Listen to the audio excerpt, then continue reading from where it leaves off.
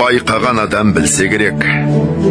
Күлкі өзі бір мастық екенін, әрбір мас кісіден ғафил көп өтетұғынын да, әрбір мастың сөйлеген кезінде бас ауыртатұғынын.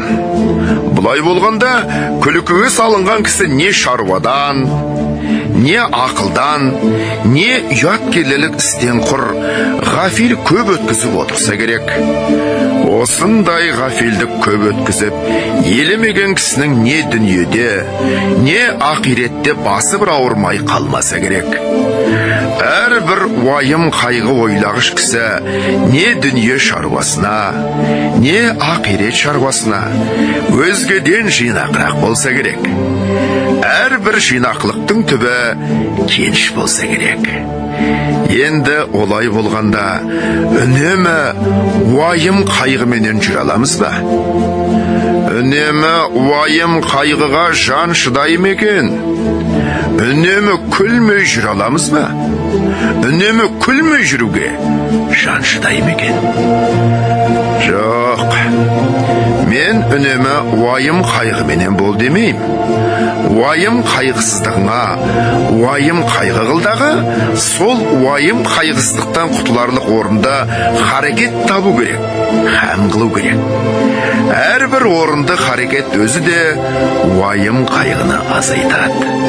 Орынсыз күлкіменен азайтпа, қайғыны орынды харекетпен азайт. Шығар есігін таба алмай, уайым қайғының ішіне кіріп алып, қамалып алмақ. Ол өзі де бір антұрғандық, және әрбір жаман кісінің қылығына күлсең, оған рахаттанып күлме, ыза болғаныңнан күл. Ызалы күлкі өзі де қайғы.